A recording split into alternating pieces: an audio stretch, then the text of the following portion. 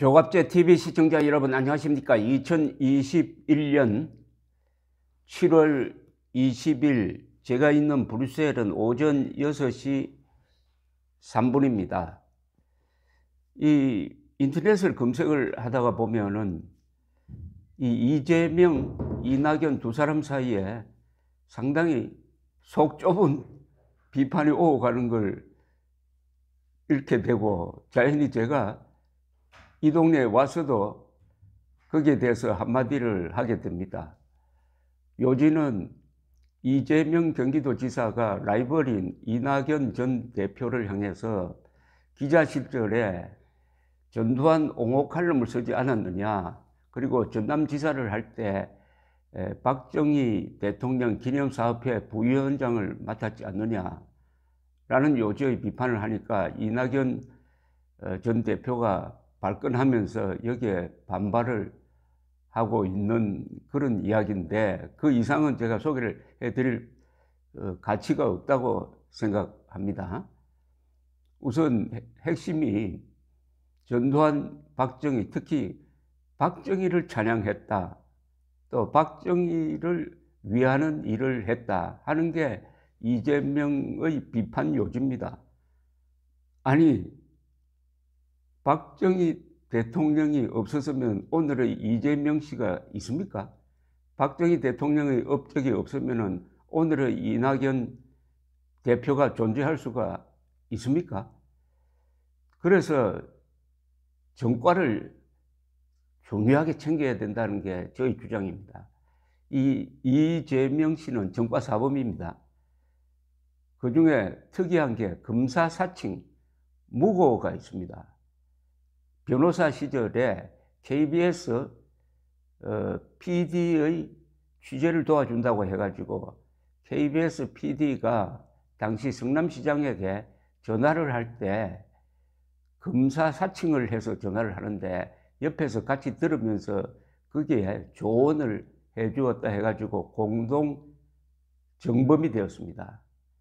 그런데 그 내용을 가지고 또 불법 녹음한 그 자료를 가지고 무슨 주택개발 상황과 관련해 가지고 당시 선거를 앞둔 성남시장을 폭로하는 그런 기자회견을 했다고 합니다. 여기에 대해서 당시 성남시장이 이거는 불법적으로 이루어진 행동이다라고 비판을 하니까 그게 아니라면서 이재명 당시 변호사가 당시 성남시장을 명예훼손으로 고발을 했다는 겁니다. 이게 딱 무고입니다. 무고. 무고는 허위의 사실을 가지고 고소 또는 진정을 해가지고 형사처벌을 받도록 하겠다고 했다가 허위사실로 밝혀졌을 때 무고가 되는 거죠. 가장 인간으로서는 해서는 안 되는 가장 악질적인 범죄입니다. 무고가 저는 가장 악질적인 범죄라고 봅니다. 살인 강도와는 조금 차원이 다르지만은 어쨌든 그런 짓을 한 자가 어떻게 경기도지사 성남시장을 했느냐, 거기에다가 특수공무집행방해, 음주운전 등등 전과사범인데 특히 무고, 이 무고의 버릇을 이재명 씨는 아직도 버리지 않고 있습니다. 누구를 상대로 무고를 하고 있느냐? 대한민국을 무고하고 있습니다. 대한민국이 그 출생 과정이 아주 불결했다는 무고를 하고 있습니다. 이것은 또 이승만에 대한 명예훼손이에요.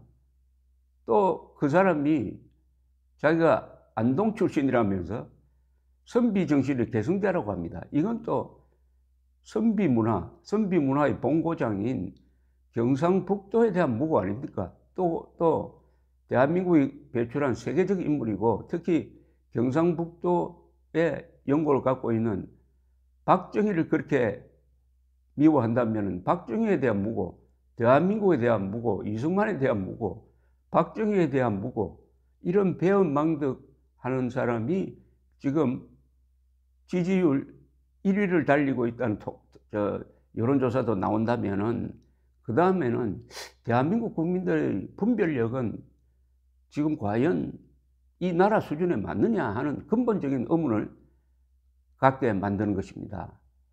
이 무고하는 대통령, 무고 전문가 대통령을 뽑으면 어떻게 될까요? 무고를 전문으로 하는, 더불어 무고로 그때 유죄 선고를 받았으면 개과천선해가지고 그 뒤에는 그 버릇을 잊어야 하는데 지금 본격적으로 무고를 하고 있습니다.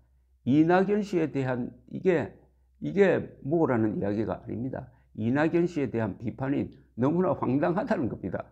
아니, 전남지사가 그때 다른 때도 아니고 김대중 대통령이 추진했던 박정희 기념사업, 그래서 박정희 기념관도 만들어졌습니다. 상암동에. 그런데 그 김대중 계열의 이낙연 씨가 박정희 기념사업회 부위원장을 맡은 게 뭐가 잘못했습니까? 또 그것을 변명하는 이낙연 전 대표는 참 뭐하는 사람인지 너무나 사람이 작아 보입니다. 이런 이재명이 대통령이 되면은 우선 한미동맹 날아갈 겁니다. 그리고 우리 역사를 부정적으로 보는데 이 사람이 김일성, 김정일, 김정은 욕을 이승만, 박정희 욕만큼 했다는 이야기 들어봤습니까? 한 번도 없죠.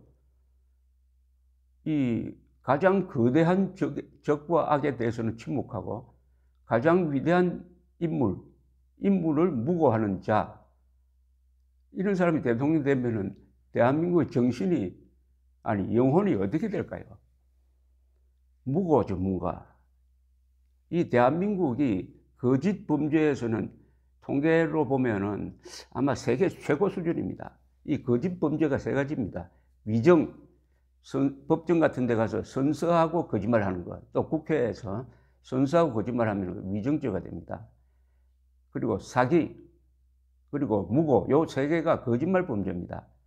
이 거짓말 범죄 수가 일본에 비해서 수십 배, 아니 수백 배가 된다는 통계도 있었습니다. 거짓말을 다반사로 한다는 이야기죠.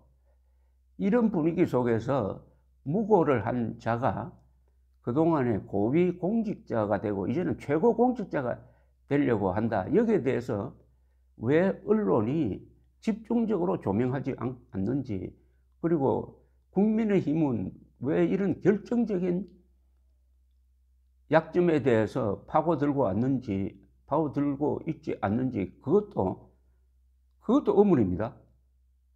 아니, 이재명의 약점을 때려야지. 이재명의 이 복지 포퓰리즘, 이거는 사실 어떻게 보면은 이재명을 욕하면 욕할수록 이재명을 도와줄 수도 있습니다. 이재명의 인격이 과연 대한민국을 이끌 최고의 덕목을 가져야 할 그 자리에 맞는지 안 맞는지 이걸 파악해야 될 것 아닙니까? 그러지 않고 전과사범 출신 대통령이 등장하면 어떻게 됩니까? 검사사칭, 무고, 거짓말 범죄 전과자가 대통령이 되면은 지금 대한민국은 세계 7대 강국인데 그 국민들이 어떤 취급을 받겠습니까? 제가 7대 강국이란 건 이겁니다. 인구 5천만이고 1인당 국민소득 3만 달러 이상의 민주주의를 하는 나라가 7나라뿐이란 이야기입니다. 바로 미국, 일본, 독일, 영국, 프랑스, 벨기에, 대한민국, 이런 대한민국을 만드는데 결정적 역할을 한 이승만, 박정희를 무고하는 대통령이 등장할 수도 있겠다는 이런 위기감 때문에 제가 이 벨기에에 와서도 이런 이야기를 하게 되었습니다. 여러분, 거짓말쟁이 대통령, 거짓말쟁이 대법원장은 문재인, 김명수로 족합니다. 감사합니다.